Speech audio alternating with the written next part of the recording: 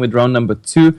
19 teams, so round 1 was really just 2 games, which we are not going to follow. We have to see who's getting there in round number 2. So we start with round number 2. And right now, I see it, well, NEFF and Well-Met, they are pretty much in the same branch of the bracket, which means if Well-Met wins and then LDLC, by the way, those don't wonder, guys, they are listed as Pop in the bracket, but they are LDLC. Either way, if they both win, they play against each other. They are set up for the next round.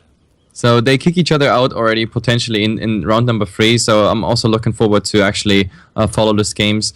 Anyway, back to Heroes of the Storm casting. I have to get used to the UI and my key bindings. Zoom is in, everything's there, talents is up. Hefla, you're so good today. Anyway, let's really fast introduce the team. On the left side here, Team Blue, that should be LDLC, and my overlay is correct. Yes, that's Polata, LOL, VS on the Jaina here, Alastor on the Hammer. We have Vipilino on the ETC, and Malfurion played by Yoroka. Give me really fast the other side. On the right-hand side, it is going to be NEFF. In the mid lane, it is Rogilutrak, I think, on the Anubarak. In the bot lane, it is going to be Krieger on the Valor. And in the top lane, beginning to group up, it is Delvis on the Tyrande, Zaffi on the Rhaegar, and Slimer on the on the Sylvanas. Yep, Slimer. That actually reminds me of the old school Ghostbuster times. But nice name. Anyway, creep waves meet pretty much in mid lane. They're already there, but everybody's waiting because nobody's really showing at the moment. Nobody really knows what's happening. Do we go in? Do we not go in? But it is a Vala versus Triline, and top we have a Malfurion versus a Triline. So top there's potentially, especially with the Sylvanas, a lot of damage coming in on those structures. Yeah, I wouldn't be too surprised to see at least a couple members roam up to help out Malfurion. He is okay, he has some decent sustain thanks to his huge heals, but his Moonfire does not do much damage. You can see the back of that minion wave there has taken a couple hits. He's not clearing very fast at all, and like you said, with a Sylvanas, it would go down so quick. But we can see Jaina and Ufa making their way up, they're going to help him out. Yeah, but leaving Alastor now in the bottom lane here, Vala definitely having the advantage on the early Sergeant Hammer. Also, his nerfed HP pool doesn't really help, so Vala should get the upper hand in that bottom lane, but at least they salvage what's there to salvage. But there's a nice stun coming out at the moment. Slimer is not getting rooted. Yep, managed to dodge out of the root there and use Haunting Wave to get behind that wall. In the middle lane, there's a little bit of a scuffle, but nothing too serious. They're just trading a couple blows. Interesting talent choice, though. Rather than the Regen Master we've seen a lot of people taking in the PGL tournament, at least, when they played Anubarak, he is going for the extended spikes to get that extra range, which is what we used to see pre the most recent patch when people played Anubarak. Just that huge range CC there. Yep. And so far, not a single stun by Tyrann hit. But if that stun hits, we potentially see some nice burst here coming out on, for example, Jaina, so she got to be careful. Then again, with 2 healers in the background, I don't think there should be much happening. Yeah, we're not going to see anyone get burst down that quickly. Like, I think the most likely death we'll see, at least in this top lane, is if Malfurion lands that root like that, and then the full Blizzard lands on Zaffi, but even he is able to escape there. That was basically the full set of abilities from everyone, and he just soaked it all up. So we're not going to see a death in the near future in this top lane, at least. Yep, and a nice little sap off the well. He should be fine with his own mana he has. That's almost full restored mana, so easy healing for him at the moment. But at least the whole pressure in that lane stopped. One thing though, we have the first tribute spawn. It's going to be really close to bottom. There we see Alastor pretty low, and now he's also taking a owl in his face, while Krieger is, well, on decent HP. So the start at the moment looks good for NEFF, but we have to see when the rotations are coming. Uther and Jaina going back top. Nobody's really moving to this tribute at the moment. They got full combo off on Slimer. Haunting Wave goes down, stun from Tyrande lands on Polator, so there's no follow-up. Slimer able to back out. He is going to be... for this. Is Malfurion going to land the Moonfire and prevent the backing? No, he is not. So top, is that LDLC actually pushing and giving that tribute away at the moment? Well, ETC is guarding that tribute. There's no way they can actually tag it, but Sergeant Hammer is not really taking part in this. Yeah, she is a bit low, does not want to take too much damage. Just grabbing that health globe now, but was taking a bit of harassment from the Beatles there. Now moving in Vippolino and Alistair on to Rogi, and he is able to back out, though. Krieger and Slimer both down here already picking this up, and Delvis is also down to help out. Yeah, so in the end, LDLC, they grab a tiny experience advantage for not rotating to the tribute, but of course the first tribute is going down. I'm not really sure if that was a wise decision because they get like a quarter of a XP by staying in the lanes. Not so sure if that was really worth that one tribute, but we see what's happening on the second tribute. At least top, they got a tower in the meantime with the power of Jaina there, and maybe a tiny bit more, but now the rotations are coming. There's Sylvanas, and oh my god, she might be rooted, but yeah. Yeah, managed the Haunting Wave just before the root came down, so she got that unstoppable animation, so she is fine. But yeah, you said it yourself, LDLC, they soaked all the XP in the mid lane, seeing as Anub'arak did go down, and they got a tower in the top lane, so getting a slight lead. They do hit level 7 first, and as such, get all the talents they were after pre-heroics. Battle momentum is coming in on the ETC. It's what we're seeing a lot more now in terms of his builds. We have the cleanse on Uther, and the enduring growth, setting up for just huge amounts of healing on Malfurion. Yep, so far everything's pretty much standard. I mean, that Uther going for the full protection build, that's kind of normal. We have again a tribute. It's in the bottom lane, so this time it's, I don't know, LDSC, they have to rotate this time. Giving 2 tributes at the beginning, why just for, now it's like half a level experience advantage, but I don't think that's really worth it. We have to see ETC again gardening it against Krieger, so you can't really tag it first. And oh, he's actually in trouble here, like Alistar doing some nice damage on him.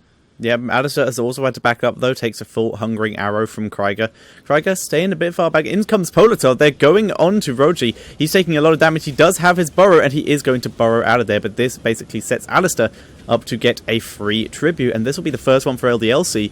And they don't really lose that much XP. They still have a load of people in this top lane still soaking up, and they're clearing the wave. So Slimer hasn't been able to push as much as he'd like. He's only taken down the first 2 towers rather than the towers and the wall. And mid lane, they didn't lose too much either, as the minion waves just sort of clashed on their own. Yeah, the only achievement in mid is that like there's no ammunition on the towers anymore. But maybe there's a top clash coming. We need that Uther stun to set it up. But what's the best target here anyway? Sylvanas is kind of squishy, but then again, she gets really fast out. Tyrande might be actually the target to go for, but yeah, they're just too passive at the moment. There's nothing really happening. Anub'arak in the mid gets replaced by the Rigger just for the soaking purpose. That's pretty much it. And, well, this way we have the tower top falling. But other than that, both teams are really conservatively playing at the moment. It's all about the experience in the lane. Yeah, Vipolino has been dueling pretty much anyone who comes into his lane. He's been absolutely destroying Rogi in there and just doing so much damage. And then Zaffi comes in to try and hold it, and Vipolino just expends all of his ammo and immediately wipes him down to about half health. So Vipolino just doing so well in this lane at the moment. However, like I just said earlier, he's been expending a lot of mana. However, you can see heroics have hit first for LDLC. They were probably hoping for a tribute to spawn a little bit earlier, because now the tribute is about to spawn, but it's a little bit late, seeing as we can see they're about halfway through level 9 on the side of NEFF. They're having to back up, though, as they did just take most of a blizzard to the face. I'm not even sure they go for this tribute at the moment. The Owl is trying to catch someone. The tribute is spawning. ETC is continuing to win all the duels. He's gone to the bot lane this time. There's no one interrupting this. No, like even Anub'arak doesn't manage it. So he got it. Whoa, that was really close. It was a very long, it was max range, and Politoed's going to be able to pick this up. So it's 2 tributes going over to LDLC here. I guess that's a good one. I mean, you have an advantage now on the tributes and the experience, even though it's just a tiny one. But now it's pretty much one level. And well, the interesting thing is that they still rotated for this tribute. It looked like they wanted to go for it, but in the end, they just call it off. Indeed. Having a look at some of the heroic talents that we're seeing from both teams here, we can see that LDLC did in fact go for the double safety heroics on their supports in the form of Divine Shield and the Tranquility. Other than that, the standard Stage Dive, Water Elemental, and Napalm Strike. They're going in on Slimer now. Slimer does get rooted, full Blizzard, but he's able to Haunting Wave out, gets both heals from his teammates, and is fine. On the side of NEFF, we can see the standard stuff. Ancestral Healing, Valor going for a little bit of safety with the Rain of Vengeance, Wailing Arrow from Sylvanas, Starfall from Tyrande, and the Web Look Blast at this tribute out of Anub'arak. Yeah, Viper is just picking this up completely uncontested. It's like they were just not fast enough, and that's a free curse. Easy going, but Xafi is in a really, really bad spot. Now a nice block coming out, and they might even find a second kill here on Devil HS, and that's pretty much it. So you can't ask for more. You have a curse, you can transition directly into the push, and you got 2 kills on top of it. So that will work in their favor, especially on the experience craft. Yep, ETC is getting chased away from this bot lane, though, due to the fact there is 2 people down here. However, they're going to have to back up and go defend mid lane because the fort's already down, and this push is not going to slow down at all. Sylvanas is still chilling up in this top lane, though, has just cleared the wave, and she's now on her way down as well. So it looks like NEFF do want to try and teamfight LDLC here. ETC is not near, but he can stage dive in. In goes Nubrak. Engagement is happening. We will probably see a stage dive in the back line. Only hits Zafy there. Kryger immediately focusing on ETC. Gets a double stun. Web Blast has gone down onto Malfurion. He pops out. Down goes Roy. And Zafy will also go down. And LDLC pushing through. There's the Divine Shield onto LoL versus XD, keeping him alive. And that is a 2-for-0 in favour of LDLC. Slimer somehow not getting demounted from that. Lands a couple of harass. Stun on Alistair, but they have no follow-up for this. I don't know. And did you just see that Mule getting dropped in mid of the fight? Like I don't know what. I pushed my buttons. They weren't the buttons I needed, but I pushed them. It was like hoping that the Mule hits someone head when it lands or something and does a lot of damage. I don't know what it was. It would have been much more appropriate up in this top lane as the fort did just fall. As, well, there was no protection and nothing repairing it. Down goes mid keep as well. First keep of the game going over to LDLC. Yep, that's pretty much it. So we lost top fort in the mid. Even 2, that was the first curse, and after all this is happening, after the curse faded, we have 3 levels advantage now on LDLC.